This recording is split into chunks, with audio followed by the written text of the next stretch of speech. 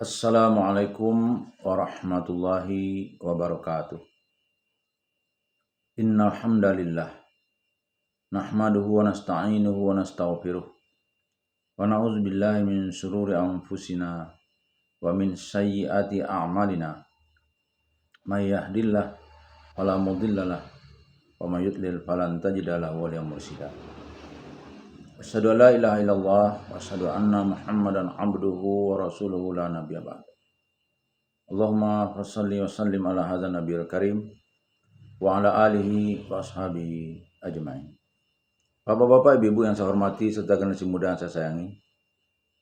Baiklah, pada kesempatan yang berbahagia ini kita akan melanjutkan membaca tafsir Azhar yang alhamdulillah pada kesempatan ini kita masuk pada juz kedua. Tafsir Azhar yang disusun oleh Profesor Dr. Hamka.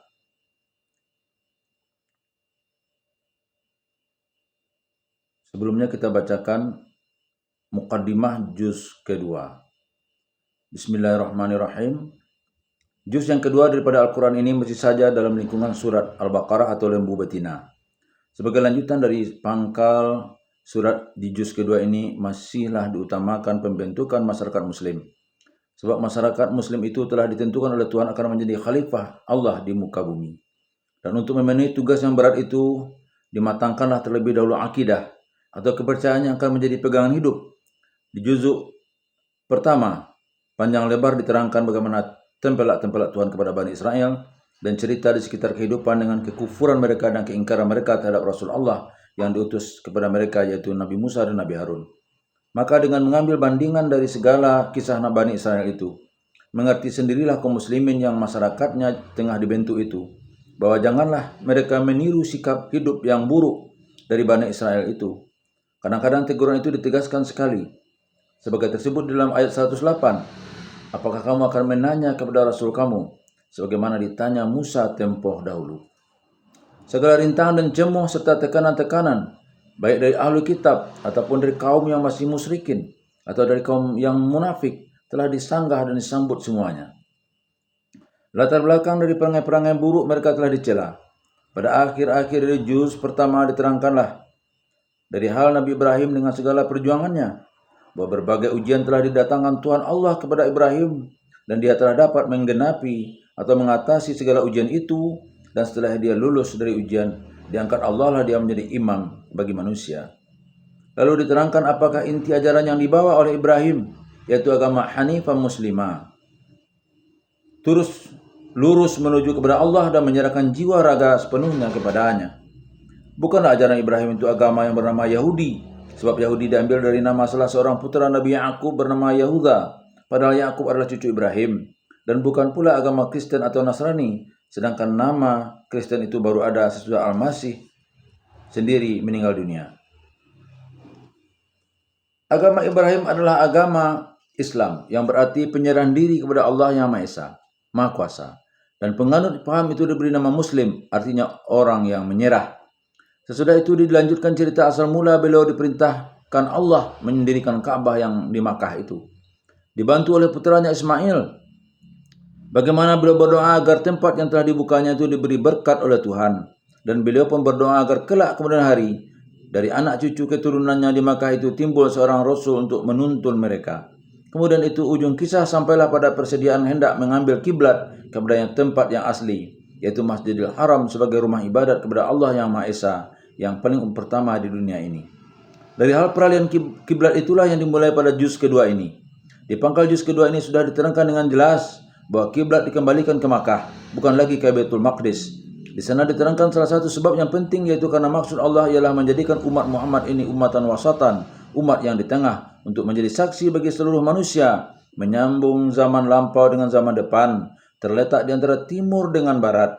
Di ayat-ayat ini dijelaskanlah juga bahwa setiap umat mempunyai ciri khasnya sendiri. Dengan cirinya yang khas itulah dibentuk pribadinya. Dia berkiblat sendiri. Dia mempunyai satu kepercayaan akidah yang jelas dalam hubungan di antara pencipta alam dan alam itu sendiri dan insan di sekeliling diri dari pengertian tentang hidup dan pribadi sendiri. Dan dia pun mempunyai ibadat, cara menghubungkan diri dengan Allah yang berupa salat, puasa, zakat, dan haji yang lain dari yang lain. Di dalam juz kedua ini mulai diterangkan apa arti perjuangan, perjuangan dengan harta dan jiwa, perjuangan menegakkan keyakinan dan kebenaran, kesediaan taat yang mutlak kepada Tuhan. Dia berkiblat sendiri, dia mempunyai satu kepercayaan atau akidah yang jelas dalam hubungan di antara pencipta alam dan alam itu sendiri dan insan di sekeliling diri dan pengertian tentang hidup dan pribadi sendiri. Dan dia pun mempunyai ibadat, cara menghubungkan diri dengan Allah yang berupa salat, puasa, zakat, dan haji yang lain dari yang lain. Di dalam juz kedua ini mulai diterangkan apa arti perjuangan.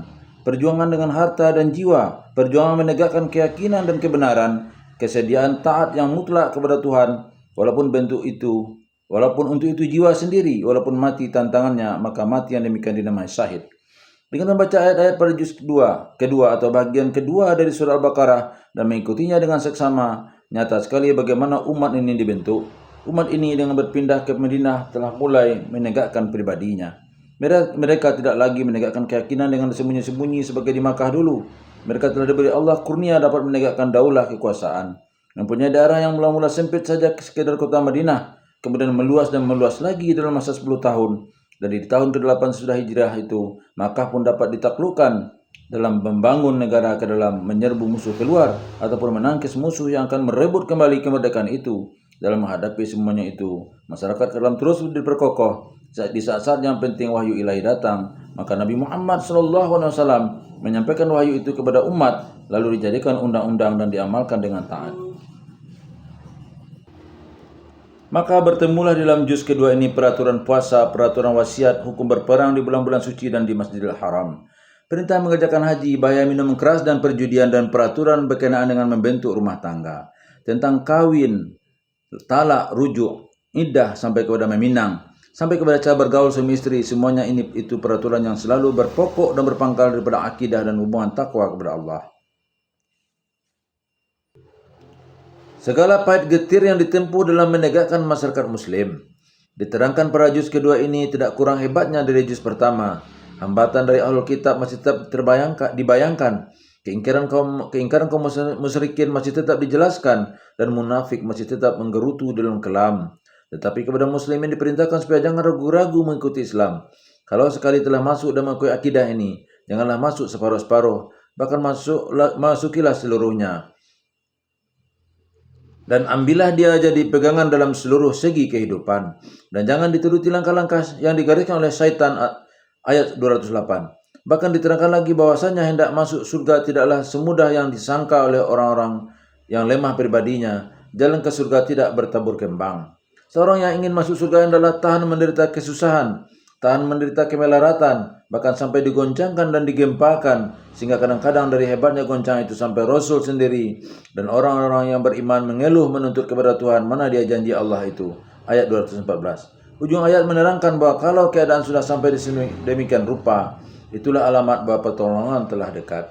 Di ujung juzuk bertemulah suatu kisah praktek daripada perjuangan menegakkan iman dan akidah, yaitu sejumput rentetan kisah Bani Israel lama sesudah Musa meninggal di bawah pimpinan seorang nabi mereka. Mereka telah menderita tindasan yang tidak tertahankan lagi yang datang dari musuh-musuh mereka. Lalu mereka minta kepada nabi mereka agar nabi itu mencarikan seorang raja atau kepala perang yang akan memimpin mereka berperang pada jalan Allah. Cerita ini menceritakan jiwa kecil dari umat yang lemah. Mereka memerlukan seorang pemimpin, tetapi setelah nabi itu menunjukkan siapa yang patut jadi pemimpin itu, ada-ada saja bantahan mereka, terutama karena pemimpin itu tidak kaya. Padahal kemudian ternyata bahwa pemimpin atau raja itu seorang yang gagah berani. Meskipun dia miskin dahulunya, namun dia berwibawa dan sanggup memimpin. Setelah mereka diajak pergi berperang dan diuji ketaatan mereka setelah menyeberangi sungai, ternyata bagian yang terbesar tidak setia kepada disiplin. Untunglah ada sebagian kecil yang teguh hati melanjutkan perang, setia patuh mengikuti perintah pimpinan, sehingga mereka tidak jadi kalah. Cerita ini adalah perbandingan yang tepat bagi jamaah masyarakat Islam yang tengah dibentuk itu. Sebab masyarakat Islam adalah menyambut pusaka daripada umat nabi-nabi yang telah lalu, guna menegakkan iman kepada Allah dalam alam ini, yang di kiri kanan perjalanannya ranjau-ranjau telah disediakan oleh musuh bebuyutannya, yaitu syaitan dan iblis. Dengan menuruti secara seksama ayat-ayat di juz kedua ini, lalu disambung dengan juz yang sebelumnya, kita akan menampak bagaikan Al-Quran memimpin jiwa kita dalam menempuh perjuangan ini. Satu perjuangan besar menegakkan sabilillah, jalan Allah di tengah-tengah hasad dengki, intimidasi, permainan kotor, kedustaan dan kebohongan yang digunakan oleh iblis dan kaki tangannya menghalangi tegaknya kalimat Allah itu. Di samping itu, terdapat pula kelemahan manusia dalam menangkisnya dan bagaimana agar jiwa kuat dengan selalu mendekatkan diri kepada Allah, sehingga ternyatalah bahwa di samping perjuangan keluar, jihad dengan musuh di luar diri terlebih dahulu, hendaklah berjihad pula mengendalikan diri sendiri, mendekati Allah dan memperkuat batin dengan munajat kepadanya, sehingga selama dunia terkembang, sejak zaman dulu, zaman sekarang dan nanti, jihad itu tidak akan berhenti dan kebenaran jalan Allah juga yang akan menang. Sehingga apabila kita baca ayat demi ayat, lihat asbabun nuzul, sebab turunnya ayat, perhatikan sanggahan musuh dan perhatikan pula sikap yang dituntunkan wahyu. Kerap kali kita merasakan bahwa apa yang kejadian zaman Rasulullah itu pula yang kita hadapi sekarang.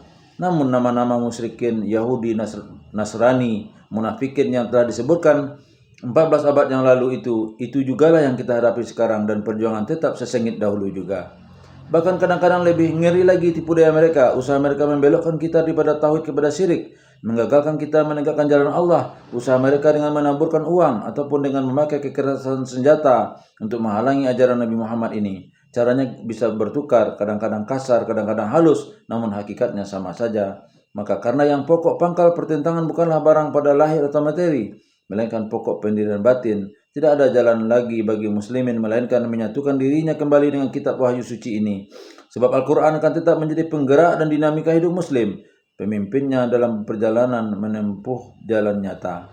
Undang-undang dasar asasi pokok pangkal berfikir di dalam hidup dan di dalam bermasyarakat, penuntun muslim di dalam pergaulan internasional, baik dalam budi pribadi ataupun dalam kegiatan karya hidup. Billahi taufiq wal hidayah. Wassalamualaikum warahmatullahi wabarakatuh.